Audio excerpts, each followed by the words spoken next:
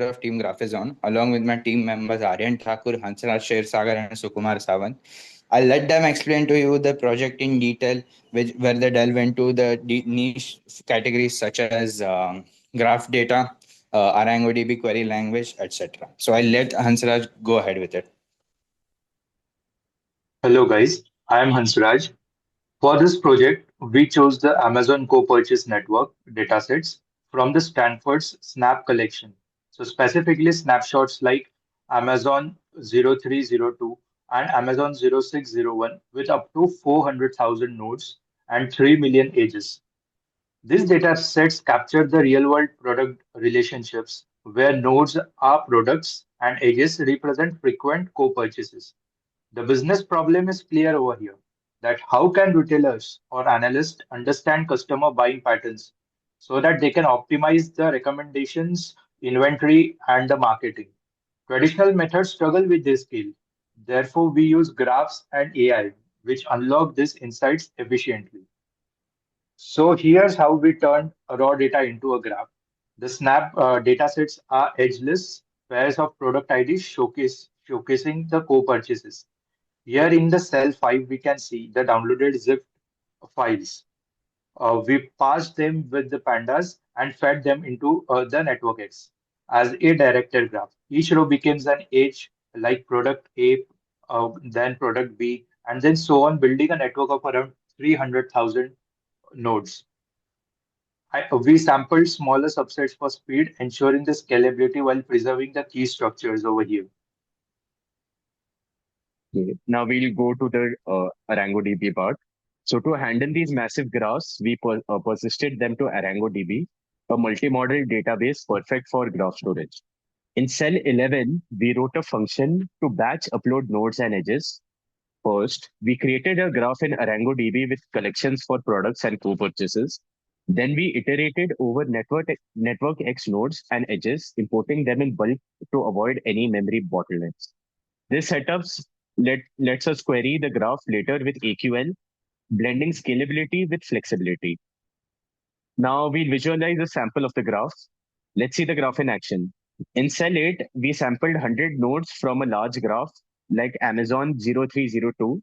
Since plotting 300,000 nodes would be a bit of a hassle, we sampled them into 100. So like using Matplotlib and NetworkX, we generated a Spring layout visualization with nodes as products and edges as co-purchases. It's a snapshot of the network's complexity showing clusters of related items. Now we'll come to one of the main parts, which is the agentic app. So we use natural language query processing.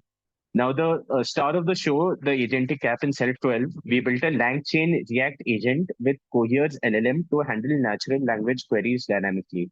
Here's how it works. Suppose the user asks something like, what's cobot with node 0 on Amazon 0302? The agent interprets intent using a prompt with tools, NetworkX query for graph operations, and Arango query for database lookups. For NetworkX, it generates Python code to fetch neighbors and executes it. For ArangoDB, it crafts AQL queries. Results feedback to the Gradio interface in cell 19. So these are the key notebook components. Cell 7 for analysis function, cell 13 to pre-compute metrics, and cell 19 stabbed UI for interaction. We also hard-coded options for the user to choose multiple databases as they see. So now we'll proceed to the demo. Like, you can go ahead, Arnav. Yeah. So as you have been barraged with a lot of technical aspects, so what is the actual conclusion or the intention of making this kind of a project is to actually show that GraphRag can be used for complex data sets which cannot be sometimes normal RAG models hallucinate on these kind of complex data sets. So GraphRag is essentially used here along with ArangoDB to actually show that how can we portray it in such a simple and proper format. And here that's why hence we have used sample of 5,000 to actually make it visible and visualize it properly.